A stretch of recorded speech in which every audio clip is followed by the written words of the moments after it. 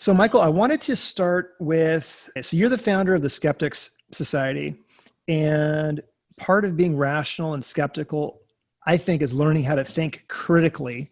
And my podcast is all about getting to the truth of things, and that entails thinking critically about things. I know you have a whole book about how our minds sometimes trick us into believing things that aren't true. So for my audience, could you share for just a few minutes, maybe a technique or two that we can use to avoid our brain tricking us into believing things that we really shouldn't be believing? Yeah, that's a good way to start. I mean, the ultimate question there is, what is true anyway, or what is truth? And that seems more relevant than ever before. In fact, that may be the title of my next book, because, allegedly we're living in a post-truth world, the world of truthiness, as Stephen Colbert called it, alternative facts, fake news, and so on. Because of the internet, it seems worse, particularly the daily barrage we get of accusations of alternative facts and fake news, things like that. But in fact, there's nothing new about that. That's always been with us. Politicians have always dissembled and lied, and people have always kind of try to spin doctor the facts to fit their particular worldview. That's been with us since civilization started, and probably even before. And so there's kind of a deeper question there: is, do we default to truth? That is, do we default to just believing whatever anybody says, or do we default to skepticism? That is, we tend to be distrusting of other people until we see the facts. And this is actually a kind of a rigorous debate in cognitive psychology circles. I've been convinced more recently by my friend and colleague. Now I've spaced out. Hugo Mercier. His book is Not Born Yesterday, that in fact, like most political advertising, is largely a waste of money. Research shows that people are not generally swayed by what they see. So, for example, here we are recording, and 4 days before the election, and both candidates are barnstorming the swing states, even though more than half of people have already voted. So their minds are already made up. And even if that wasn't the case, their minds are pretty much made up anyway. So it looks like we're mostly team players. We kind of decide which group we want to be with, politically or religious or whatever. And then we kind of take the facts as they come in and make it fit that particular worldview that we're comfortable with. So it looks like rarely do people come to an issue and think, well, I know nothing about this. I'm going to just lay out all the facts and then I'll make up my mind. It looks more and more like we've already made up our minds for other reasons, influence of our parents or peer groups or mentors or books or culture. And then the kind of cultural social milieu you gravitate toward personally, that is, personality wise. So we know, for example, that people kind of gravitate toward liberalism or conservatism based more on temperament and personality, just kind of what kind of worldview they're comfortable being in, and more importantly, who they like to hang out with, right? So, I mean, if you're a liberal, it's uncomfortable to be at a dinner table with a bunch of conservatives and vice versa. In my case, I'm an atheist, so I enjoy being with religious people and talking to them about the great issues. But if it's nothing but kind of evangelical Christianity, it just gets wearing to me. It's more comfortable for me to be around people that think similarly to me, and everybody is like that. So that's kind of the short answer to the deeper problem we're exploring. In terms of what tips there are, well, first of all, start right off by asking, could I be wrong? I mean, is it possible that this person I'm disagreeing with, or this idea that I'm hearing that counters what I already believe, could I be wrong? Could they be right? Is that actually possible? And the answer is yes, of course it's possible, for sure. So this is what's called epistemic humility, or that is just being humble before the truth. That is, none of us are omniscient, not even Anthony Fauci when it comes to COVID. I mean, nobody is a deity, right? So no one knows everything, and therefore we have to engage with other people, especially people that disagree with us, in order to get some feedback to see if we're on the right track. And, this is the subject of, my latest book, Giving the Devil His Due. The devil is whoever disagrees with you. And the reason we should give him his due is because that's the only way to find out if you've gone off the rails. Maybe you're wrong. And so listening to somebody that you don't really want to listen to, that disagrees with you, they may have a point. And even if it turns out you are right, your position is much stronger by engaging people that disagree with you. So, for example, with my students, I use this case study of where they stand on the abortion issue. Now, most of my students are young liberals. They're pro-choice. And I ask them, well, what are the best arguments that the pro-lifers make? They usually have no idea. It's like, well, they hate women. No, that's first of all, it's not an argument. Second of all, you're impugning motives to somebody. You don't know what their motives are. And, what are their arguments? Because they have arguments. If you don't know them, now let's engage the arguments. And then, to me, I'm pro-choice also. And I think I can debate a pro-lifer and at least tie because it's a complex issue. But my pro-choice position is strengthened by knowing what the pro-life arguments are. And just take that and extrapolate it to anything, climate change or immigration policy or pretty much any issue. So that kind of humility and willingness to engage with other people that disagree with you is the first step toward making sure you haven't gone off the rails. Right. I think the idea of viewing the other person's strongest argument. I know. There's the straw man, but there's also the steel man. And so to look for that steel man argument on the other side, because that's going to help you kind of raise the standard to which you think about your own position as well, and hopefully get closer to what's actually true. Yeah, so steel manning involves, the term is new, but the idea is old, comes from Rappaport's rules of debate, which is the first rule is that you need to restate the other person's position in your own words so well that they would say in response, yes, that is exactly what I'm arguing. And rarely does that happen, actually. Usually you get it wrong because you're hearing something that they're not saying. Or sometimes I find this to be true. When you restate in your own words their position, they realize, well, my position doesn't sound that good after all. Maybe I better rephrase it, or maybe I better rethink it. And you end up having kind of a conversation to refine what it is exactly you're disagreeing about. Because otherwise you're just talking at what's called talking at cross purposes. We're just talking over each other. And we're not even talking about the same thing. And then the conversation has gone off the rails and there's nothing more to talk about at that point. So that's the first thing. Also show respect, listen to other people. By listening to them carefully enough that you can repeat what they said, it shows respect. The other person's thinking, wow, this guy's actually listening to me. How nice, right? Because we all want to be respected. We all want to be heard. And we all feel like we have something to say. We have an opinion worth airing. And when someone else listens to you, that shows respect. And therefore, they're more likely to respect you, even if you disagree. At least you have that that barrier broken down, because the moment you go down the other pathway of calling somebody a Nazi or that's a Nazi position or you're Hitler, the conversation's over. You just can't do that. Right. Do you know of any? I think this idea of debating in a real sort of structured, disciplined way in my mind, it seems like could be a pretty powerful tool to help people to get closer to the truth. Do you know of any real high-level platforms out there where people can go and watch really intelligent people debate in a very civilized way? I know you've been in many debates yourself. These days, like in the last year or two, is there any platform out there that exists for people to go check out? Well, the two that are really professionally done, the Intelligence Squared debates in New York City, which are also broadcast, live streamed, and archived online. You can watch them. They have hundreds of them.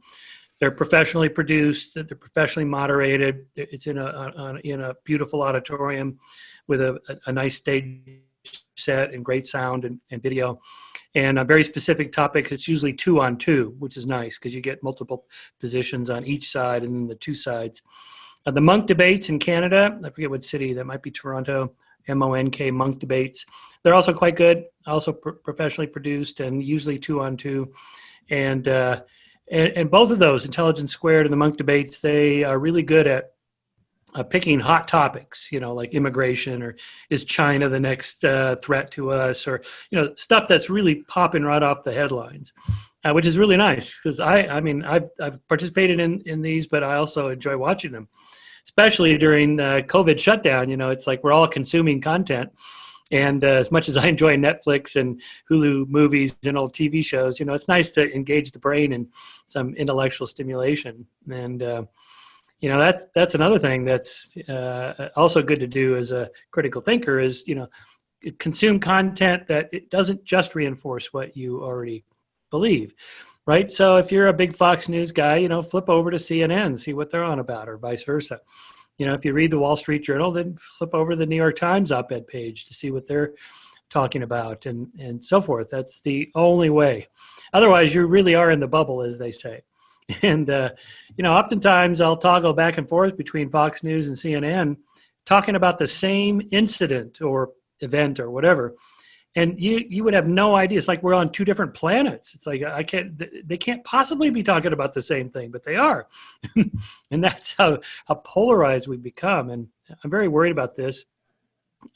We know, not just anecdotally, but data from political scientists who study how people self-identify as left or right or center. For the last 20 years, the center has been shrinking and the two poles have been pulling further apart. That is, people that self-identify as moderate to strong Republican or moderate to strong Democrat, those two humps have been getting larger and moving this direction, and that center has been shrinking and kind of going down this direction. I can show kind of a graph like that, sort of like a camel hump that way, and that certainly is reflected in the news media and particularly online. How volatile, hostile, angry people are over the littlest things, and so we are 4 days from the election. I am worried about bad things happening next Tuesday and after. Just because things are so polarized, and we are a country of 340 million people and 360 million guns. There's more guns than people in America. It's like, oh boy, what could go wrong? The Boogaloo Boys, they're going to show up, and the Proud Boys are going to show up at the polling stations, and they're going to keep an eye out. Well, oh boy, the confirmation bias and all the things I study about how you see things that aren't really there. If you're looking for somebody that's doing some shenanigans with ballots, and you see some guy with a bag that looks kind of suspicious walking off to a truck, and that might be what the president was talking about, and then all of a sudden you have an incident, and then everyone has this cell phone video, and I'm worried about that kind of thing, sparking violence. Right. Yeah, that's very interesting to see if that's going to happen. Last week, or I should say recently, I had on my show a guy named Bill Eddy, who coined the term high conflict personality. And he wrote this book called Why We Elect Sociopaths and Narcissists. And one of the factors he looked at was the media and the fact that, you were talking about how important it is to see the other side, right? So if you're liberal and you're watching CNN, put on Fox every now and then to kind of get more of a balanced view. And he was talking about propaganda and how Hitler and Mao and Stalin used it, and about how that's all about emotional repetition and isolation. And with the media these days, where you can watch a certain channel 24 hours a day, it's like you're in this bubble, and it reinforces these beliefs. And he was saying that's one reason why political views are becoming more and more kind of radical, because we're in this bubble, and we just hear the same ideas over and over again, and we begin to get more extreme in our views because of it. I do want to make a note there that we shouldn't mistake a single incident or a single person for a trend. So I'm guessing your guest was talking about Trump, and maybe a few other populist candidates around the world that have been elected in the last couple of years. I'm not sure that's a trend. I mean, just think about it this way. But for the quirkiness of the Electoral College, Hillary would have been president. She had 3 million more votes than Trump.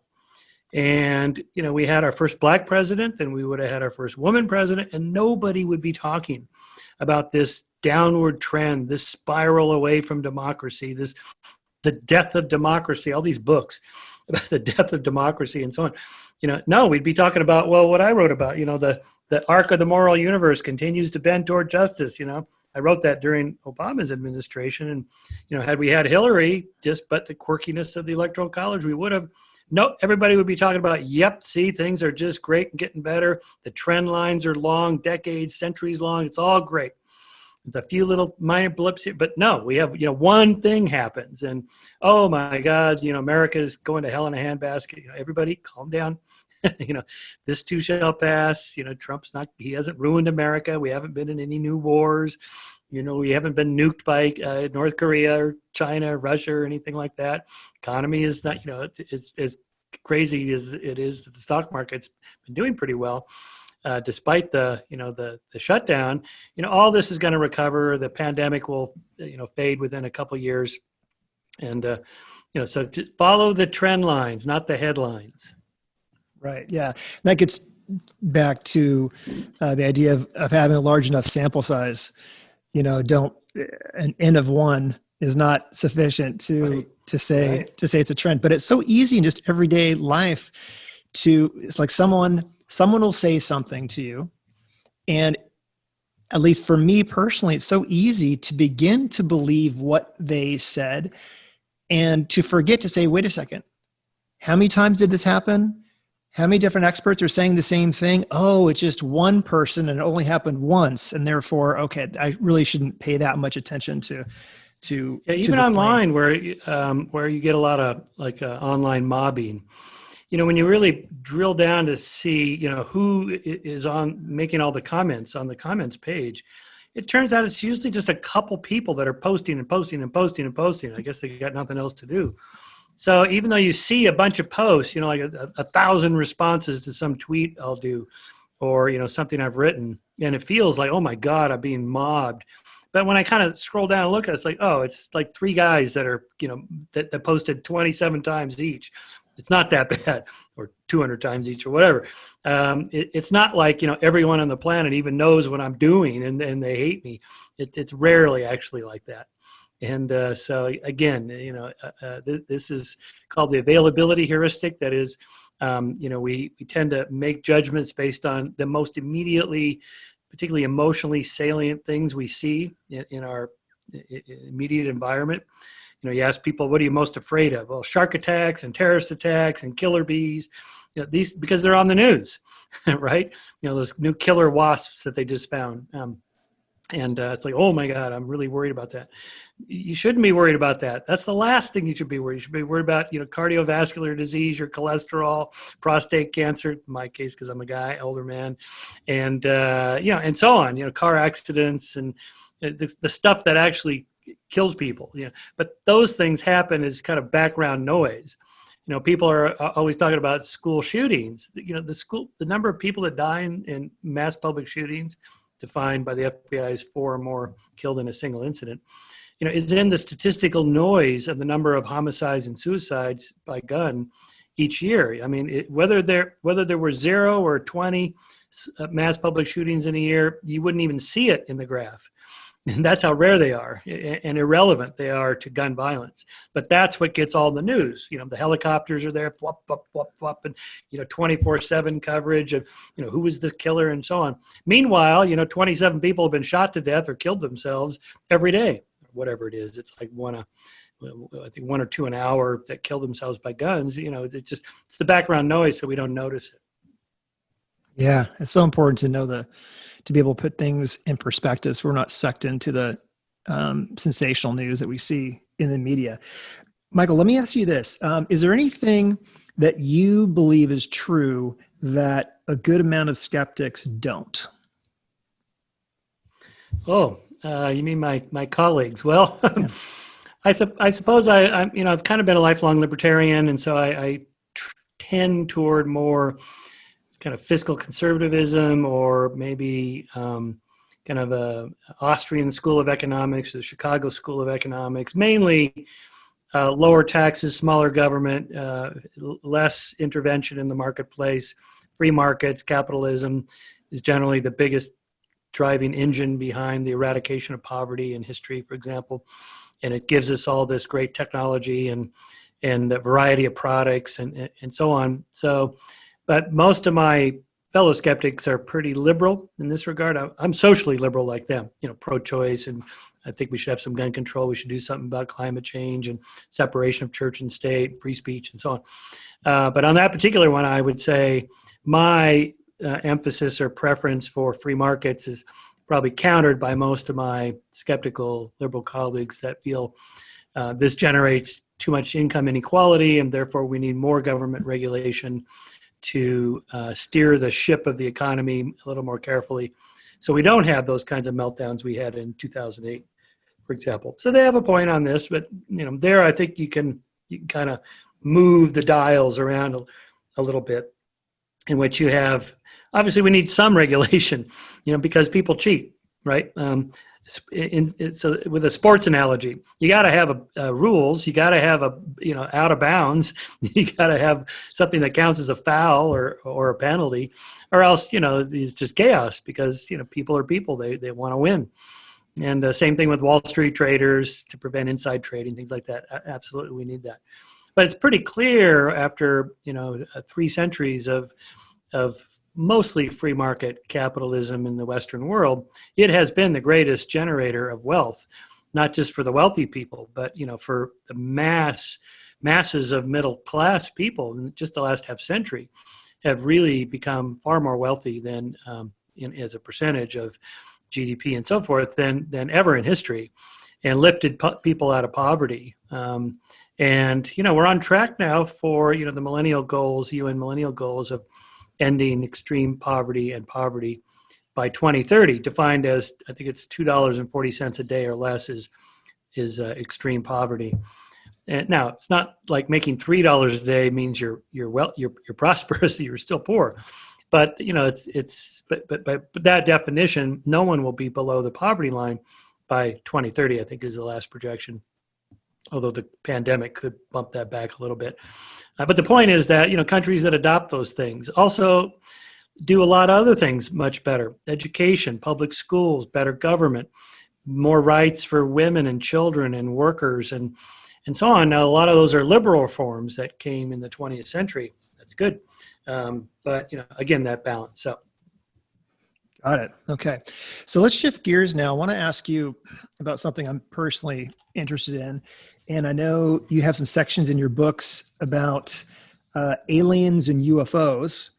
And so, and I don't know if you probably don't consider yourself an alien or UFO expert, but let's just kind of look at, I just wanted to ask you. I know a lot about it, actually. Okay, awesome. Yeah. So what are your views right now about UFOs now that we have these lengthy and detailed reports from seemingly credible witnesses like Commander Fravor and also Bob Lazar? I know both have been on Joe Rogan's podcast, who claim observation of and interaction with these anomalous aircraft, as well as, and perhaps more importantly, these freaking videos that the military has now put out of these things that look like freaking UFOs. What are your thoughts? Well, on they look like what exactly? I mean, the one is called the Tic Tac UFO because it looks like, well, a Tic Tac. So what? What does that mean? Okay, so let me back up and separate two separate questions. Are they out there? Have they come here? So are they out there? This is the SETI question, the search for extraterrestrial intelligence, the subject of Carl Sagan's Contact. People familiar with this movie, listening for a signal in the noise, signal detection problem. A series of prime numbers would not be produced accidentally by a neutron star, a rotating black hole, or a white dwarf, or anything like that. So it has to be an artificial signal. Therefore, somebody's out there. But that's a separate question from the second one that interests most people, and that is, have they actually come here? Assuming they're out there, have they actually somehow traversed the vast distances of interstellar space? And they did what? They landed in Farmer Bob's field in Pucker Brush, Kansas, and made a crop circle. They, mutilated some cows. They did some anal probes on humans. They flew some funky spacecraft near an aircraft carrier in San Diego area. I mean, this is what we are to expect the super advanced extraterrestrials to have done. The problem is that we have no evidence for the affirmation of either of those hypotheses. They're out there or that they have come here. Most scientists think they probably are out there. That is to say, given the number of stars in every galaxy, given the number of planets that pretty much every star has, the odds of us being the only life form in the universe is astronomically low. So now, first of all, if we encounter life, it's probably going to be bacterial grade life that we find on Mars or one of the planets of Saturn or Jupiter, something like that. But that, again, is not what people are interested in. They're interested in an intelligent, communicating civilization, right? So there are attempts to search for that out there, like signals around a star that would show that the star is dimming because something is rotating around it that's not a moon or another planet. That would be something like a Dyson sphere, which is a hypothesized, Freeman Dyson hypothesized that an extraterrestrial civilization can construct these massive solar panels in space to capture all the energy of a star to fuel itself. And we would see the signal of that in the infrared spectrum of, radio astronomy, something like that. But again, the chances of that, of us finding that is very low. So the signal has to be really strong, really clear before scientists would say, okay, we accept that we have made contact or we have discovered an extraterrestrial civilization. Therefore, astronomers are very careful. There's been a few signals over the years like, ooh, what's that? But no one holds a press conference. No one goes on Joe Rogan's podcast to talk about, we've made contact with aliens. They're very, very careful to say it's just an anomaly. We're going to wait and see this other astronomy group on the other side of the planet. They're going to check it when it comes over the horizon, and they're going to look with their telescopes and so on. The UFO community, unfortunately, is not like that. They're not very skeptical. They start with the premise, we've been visited. Now let's see what we can find.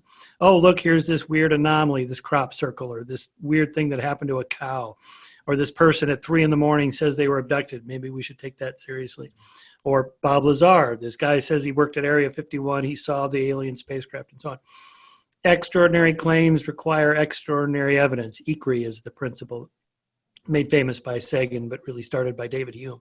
That is, you should apportion your confidence in a belief to the evidence. So the more extraordinary the claim, we've been visited by aliens, would be one of the most extraordinary claims ever made. And how extraordinary is the evidence for it? It's not even ordinary. It's pretty crummy, really. Blurry photographs. What about the video? Videos. Yeah, but what about the military videos? For example, the TikTok video. And I'm not saying for sure this proves anything, but I'm just looking at. It seems to me like some of the most compelling evidence for this claim is the video from Commander Fravor and a couple other of those military release videos. Okay, back up. Okay. For what claim? You see, the question is, what is being claimed? So the U in UFO is just unidentified. That's it. Right. Or unidentified aerial phenomenon. Same thing. It's just we saw something in the sky or on our radar and on our screen, and it's quite difficult to make out. Okay, that's not very good evidence for extraterrestrials. It may be evidence for an anomaly. Okay, so anomalies are very common in science. What do you do with them? Nothing. You study them more. You collect more data. You try before you draw any conclusions about it. Now, some people have said that about those videos, but others have, extrapolated way beyond that. Say, well, this is evidence of something big. No, it isn't. Now, the best analysis of this, I think, has been done by Mick West. Do you know Mick West? Mick West is a British. He has a podcast and he has a website called Down the Rabbit Hole, I think it's called. Anyway, he's done and he knows a lot about videography, lighting, cameras, and so on. A lot of these things can be explained by the operations of the cameras themselves. That is, if the camera zooms in or zooms out, the object is going to look like it moves very quickly. Or if it's one of these FLIR cameras that the jet is moving along like this, but the camera is rotating beneath it to keep the object in the center of the screen, this can make the object look like it's moving, but it's not moving. I mean, moving super fast, but it's actually just kind of moving very slow. The Tic Tac object could very well just be a balloon, just kind of floating along, but they've, the way that they're filming it and moving the camera and zooming in and out, it makes it look like this thing is zipping around, but it's not. It's an artifact of the filming.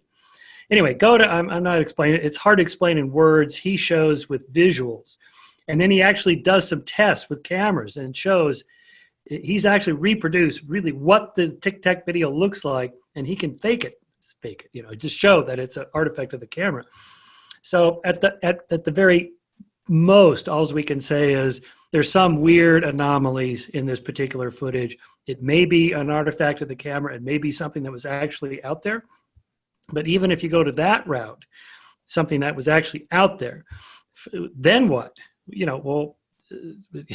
What does it mean? It's nothing. We don't know what it means. It's just, maybe, we have a top secret program, or the Chinese or the Russians. It doesn't mean extraterrestrial. Right. Yeah. It doesn't necessarily mean that. Yeah. It could be some sort of, Chinese or Russian or whatever technology that, or a drone, could be somebody's developed a super cool drone that we just haven't encountered yet. I mean, just imagine encountering, you're out in the desert, it's dusk, and the stealth bomber flies over, before we even knew about the stealth bomber, when it was still secret. What would you make of that? It'd be like, holy crap, did you see that? I mean, this thing is triangular shaped, and it's a weird black. It doesn't reflect any light, and it doesn't make a sound. And I used to live down in the Pasadena area, and every January 1st at 8:05, just before the Rose Parade started down Colorado Boulevard, the B-2, the stealth bomber, would fly right over the Rose Parade and make 2 laps around there from Edwards Air Force Base. And let me tell you, that's a pretty spooky thing. It's like, holy crap, it makes no noise. When it's coming at you, it makes no sound. It doesn't reflect light. So it looks like this weird black triangle in the sky. And it's like, of course, everybody knows what it is. It's a super cool jet to see. But if you didn't know what it was, and you couldn't quite make it out, that would kind of trigger the imagination. That delta wing is, often UFOs are described as these triangular shaped things, if not saucer shaped. And, so again. I don't know. I think there's some of the evidence that's on the other side is, okay, so you've got Commander Fravor there, who, when a normal person would just listen to him speak, would be pretty convincing that A, he's not crazy, B, he's not making up what he and also the other pilot that day saw. Like, they both were kind of seeing the same things. And that's not proving that it was an alien. But I think it is suggested that they saw something that was anomalous, and it's pretty hard to explain what it was. And it seems like since they're looking at it with their own eyes, it seems like that's actually a stronger argument than relying on the video footage necessarily, for the reasons that you already. Yeah, more than one eyewitness certainly helps. Although, people can all be, deceived in the same way. I mean, a magician can, Copperfield can fool an entire theater of people in the exact same way. They all say they saw him make the Statue of Liberty disappear or whatever, but of course that isn't what they saw. It was a trick. I would agree with you that I think most people are not intentionally making up stories and lying about UFOs, and I would extrapolate that out to most of the people I encounter in all areas of the supernatural and the paranormal and religion and the New Age and so on. Most people have. When they tell you a story about their experience, I tend to believe that they really had the experience, whatever it is, out-of-body experience, near-death experience, or sense presence in the room, or whatever. But that's not to say that there's no fraud. There are people that just make stuff up. They just fake things. Fake psychics are doing cold reading, and they know it, we know it, and so on. And I have to say, Bob Lazar, he was in the first basket for me, and then he got shifted to the second basket when his fellow ufologists, particularly Stan Friedman, who is a hardcore ufologist, Stanton Friedman. He was a nuclear physicist. I was on Larry King Live with him several times. He and I have done UFO debates. He is a believer, even though he never had any personal experiences with UFOs or alien abductions or anything like that. He really believed that they have visited us. No question about it in his mind. So what did someone like him make of Bob Lazar?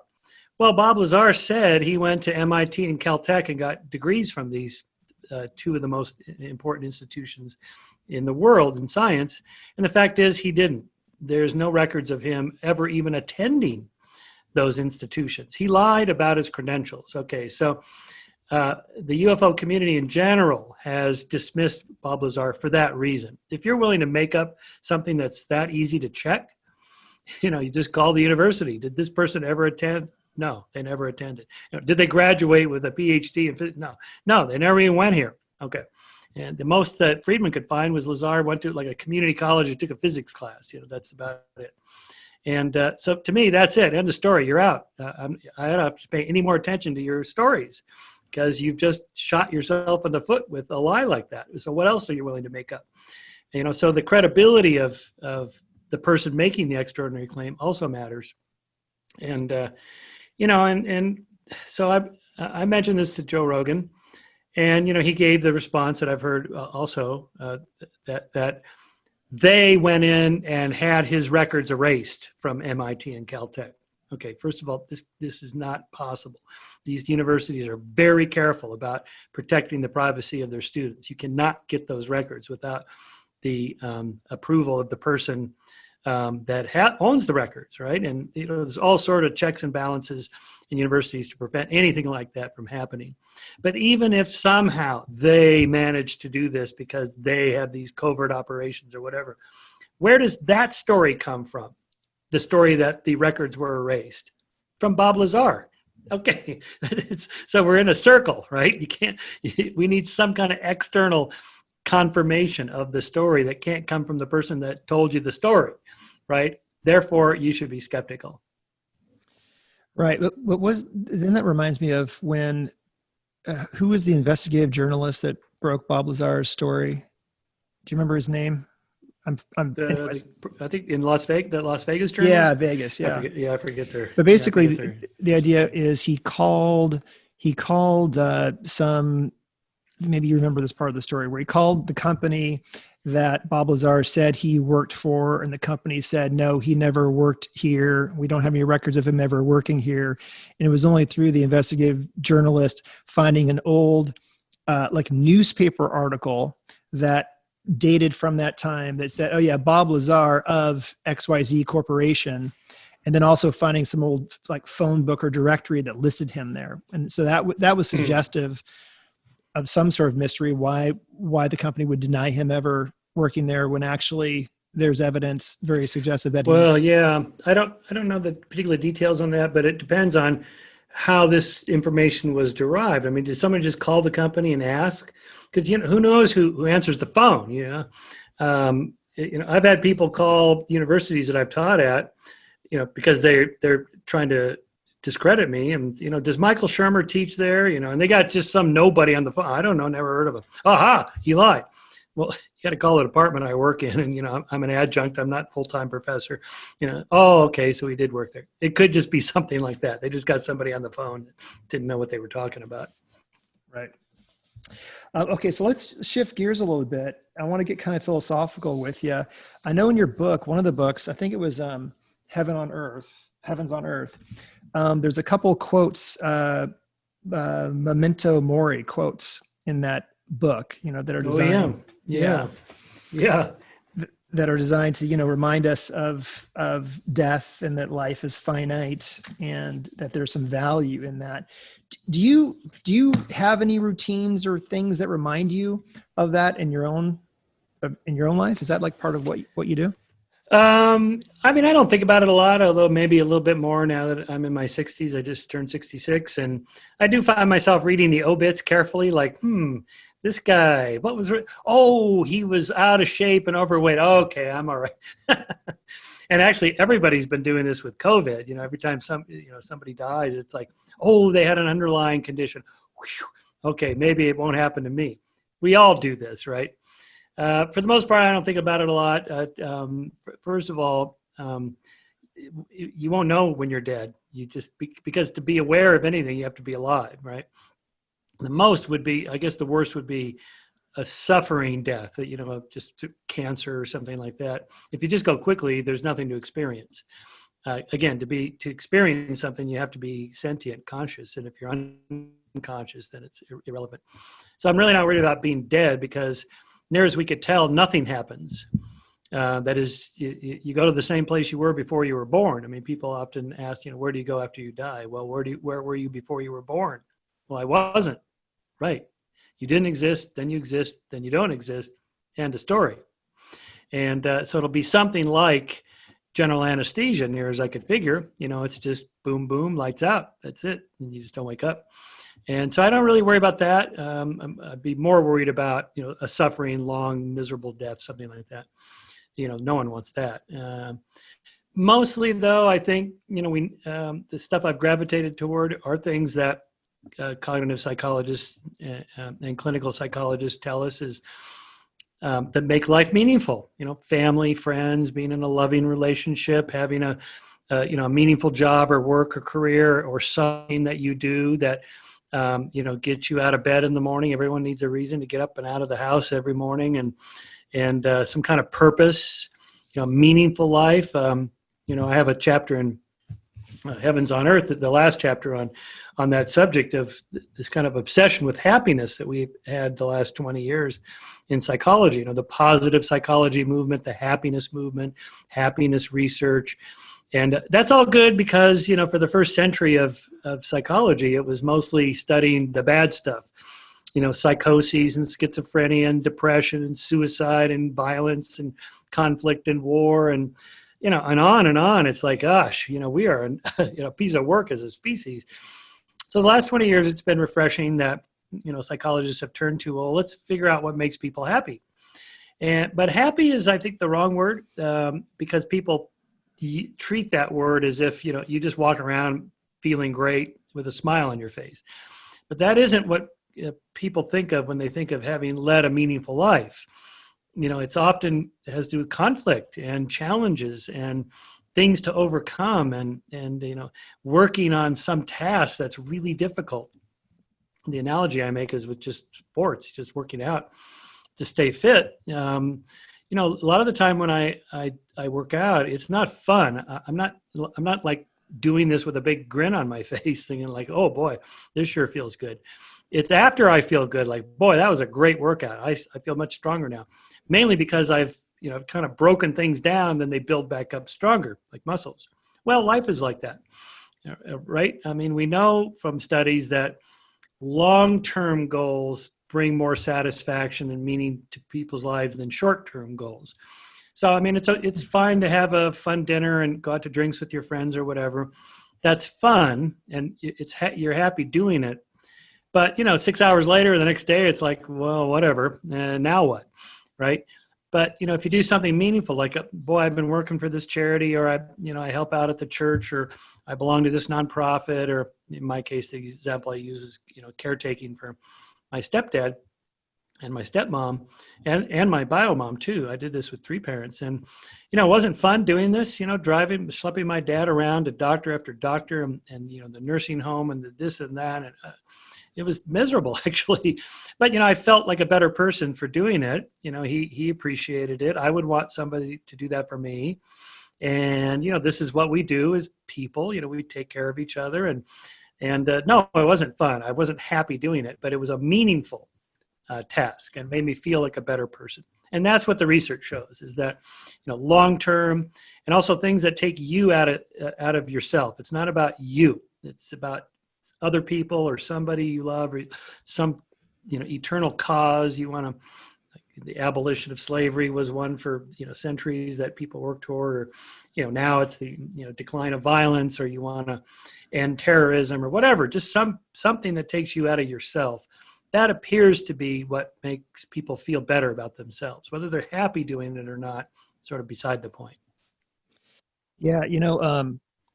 For me, one of the most eloquent models kind of related to this is one I've heard Tony Robbins talk about. And he took in my opinion, he took Maslow's sort of ideas but he encapsulated it in this model. And so basically, you have deficiency needs and growth needs, according to Maslow, right? Deficiency needs are the needs we need to just to survive, but the growth needs are really where we kind of expand ourselves and feel more fulfilled. And the two needs he had in the growth needs category was, first, it was personal growth, so developing yourself, and then second was contribution. Yeah. And so it's both growing yourself and doing things for others that he's suggesting is the way toward feeling fulfillment in your life, basically. Yeah, I think that's right. Yeah, we've done some studies on the self-help movement. I've met Tony Robbins, and he's a force of nature. I have to say, he's bigger than life, physically and psychologically. And I for the most part, I like his approach. Although we did debunk his firewalking business because it had nothing to do with positive energy or anything like that. It has to do with the transmission of heat from dead wood, coals burning to the bottom of your foot. Most people don't get burnt because it doesn't get hot enough. But that's a separate subject.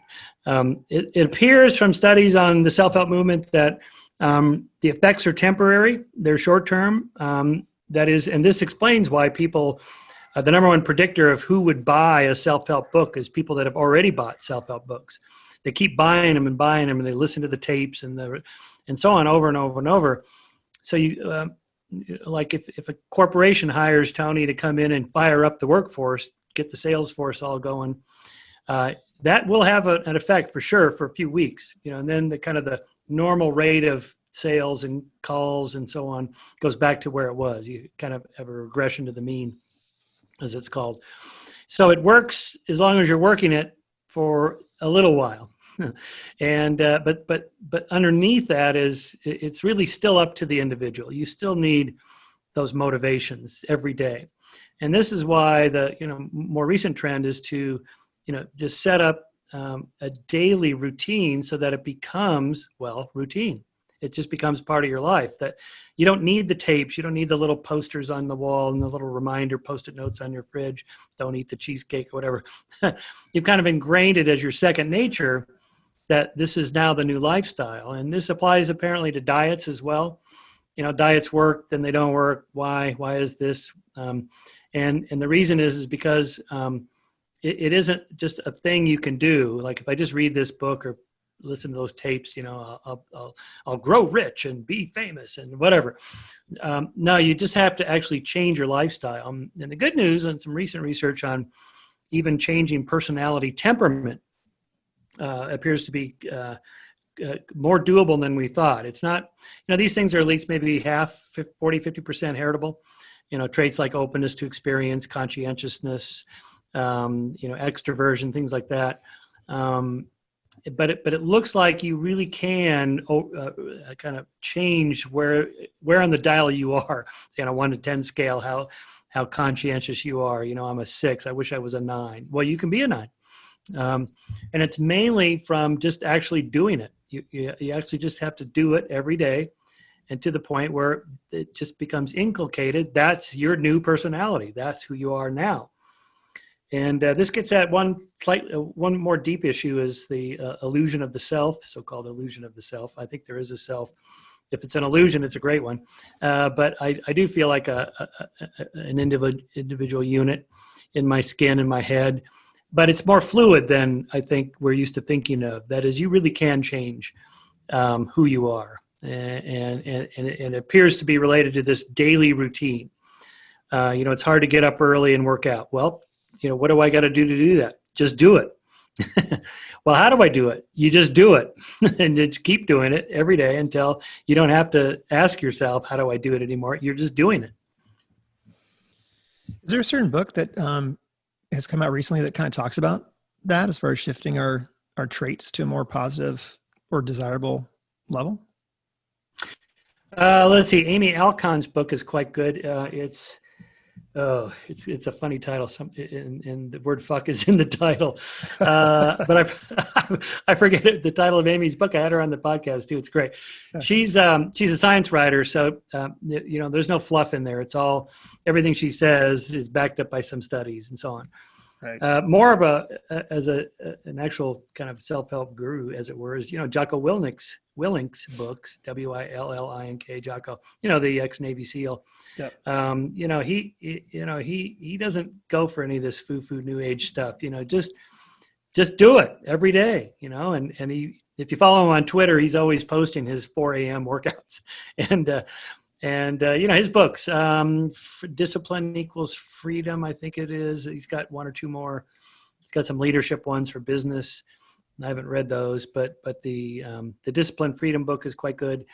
And again, his principle follows everything I've just been saying. That is, you just do it every day. There was another retired Navy admiral, I think, that gave a famous commencement speech, Make Your Bed, I think it was called.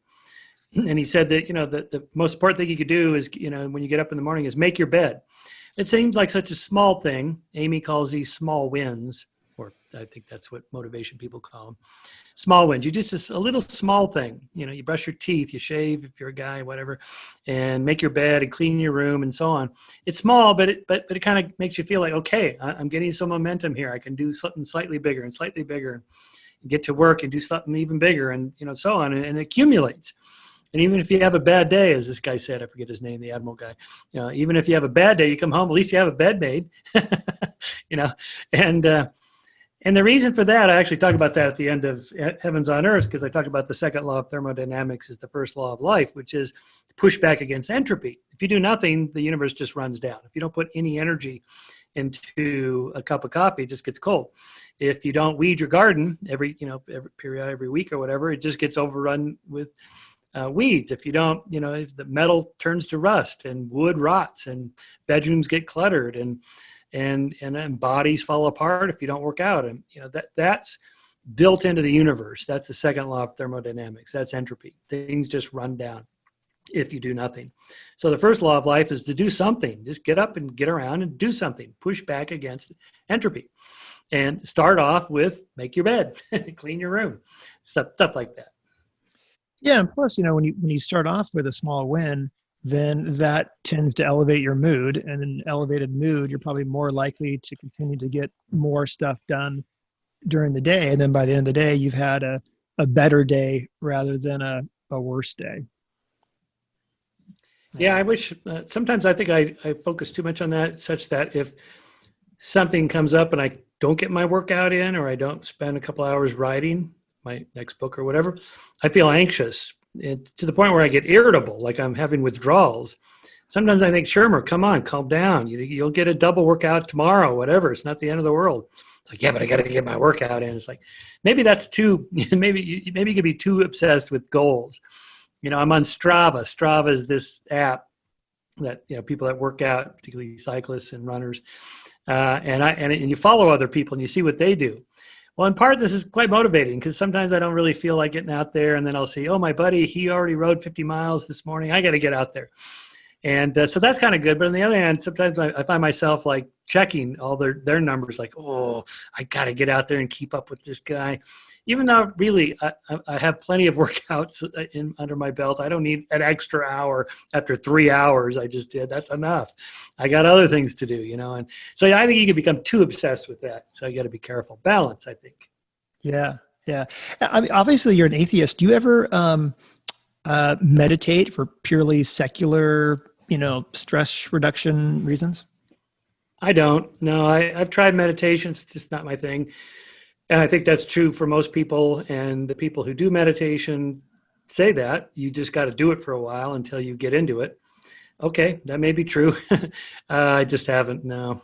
Yeah. So I've got a bunch of other questions I could ask you, but we have maybe 10 minutes or so left. Let me ask you two kind of concrete questions. These are silly, but if they're in my head, maybe they're in a lot of other people's heads too. Has to do with evolution. So when I was growing up in the 70s, I remember talk about the missing link. Like there's this link that's missing. So number one, did we ever find the missing link? And number two, is it possible for you in like 3 minutes, and maybe it's not, but would it be possible to explain the evolution of the wing, the bird's wing? Because I really do not get how the wing can evolve, because it seems like there's so many steps that would have to happen for the wing to finally get to the point where it could actually produce flight. It just seems very unlikely that would happen. Yeah, these challenges were put to Darwin actually in his own time, and he addressed them in a later edition of On the Origin of Species. It's called the problem of incipient stages. So the wing is the classic example. I can see why a wing, an aerodynamically sound wing that allows organisms to fly, to escape predators, capture prey, whatever, would be adaptive. So I can see why wings are good. But how do you go from 0 wing to 10% of a wing that doesn't fly, or 20% of a wing, and so on? And the answer is that it wasn't originally for flight. It was not a poorly designed wing. It was a well-adapted something else. In the case of wings, we think most likely thermal regulation. I mean, these are limbs that were used for moving around on the ground. We are quadrupeds, and so in the case of like there are birds today that use wings to kind of scurry up the trunk of a tree, for example. Or more importantly, thermal regulation, right? There's a lot of birds that use their wings, they stretch them out to cool off or collect more heat, or so they're regulating their body temperature through the use of wings. And they're also sexual attractants. You have feathers that are colorful and so on, that can be part of sexual selection. So it's a mistake to think I'm looking at the structure now and I know what its purpose is. What was its purpose? How did it get there in evolution? Well, maybe it had some other purpose. And that often appears to be the case with structures that are difficult to see how they could have evolved. They weren't poorly adapted X's now, they were well adapted something else's in the past. And that's certainly the case with the wing, but also with the eye and many other structures do show gradients, stepwise, incremental stages to get there. And this answers your first question. There's no the missing link. There's 1,000 links or whatever steps in between. And also, we shouldn't think of it as it's on its way to becoming something. Organisms are adapted for their environment now to survive and reproduce. That's it. They're not prescient. They're not thinking, I got to have a big brain like a modern human. Even in the like the scientific literature, you'll see, describing ancient hominids as, almost fully modern human. That the language is constructed in a way that it seems like they're striving to become us, Homo sapiens. Neanderthals or Homo erectus or any of them, they're not striving to become anything. They're just well adapted doing what they're doing, or they're not, and they go extinct. Extinction's the rule. And, when we think of links, also we want to know is how did they get from here to there, not driving toward that, but just what are the steps in between? And it turns out there's tons. I mean, in paleoanthropology, there's thousands and thousands of bones and artifacts now and tools. I just had an archaeologist on talking about Neanderthals. We just have tens of thousands of bits of bones and stone tools and stuff. There's tons and tons of links. And now genetically, we can do it without bones. We could do it through the genes. And we know, for example, that all of us non-modern Africans have about 2 to 2.5% Neanderthal genes in us. So they follow what I call the Stephen Stills philosophy. If you can't be with the one you love the one you're with. And so, Homo sapiens and Neanderthals obviously had some fun in these cold caves in Europe, 100,000 years ago or whatever. And so, but it's a mistake to think, well, did a Neanderthal mother give birth to a Homo sapiens child? No, that's never happened. That never happens to any species. They're only given birth to their own species. So then you have to get into the kind of, well, what do you mean by species? And, if humans and Neanderthals interbred, then are we the same species? Because usually species is defined as, they're non-overlapping. They don't interbreed. And, so there may be some problems with our definition of a species, but nevertheless, finally, one last point, the time scales we're talking about make it very difficult to see how these things could have come about, because we're wired up to think in terms of years or decades at most. Whereas most of these things happen over thousands and thousands of generations, incremental changes. Most organisms that die, they don't leave anything behind because scavengers, predators eat them, scavengers eat the rest. The worms and the bugs devour, everything that's remaining, and there's usually nothing left. So it's a small miracle we have any fossils at all. It's usually luck. The guy fell in a mud pot or something, or a tar pit, and so lucky us, we get that. But mostly, the stuff you think you would find is just not there because most organisms don't leave anything behind.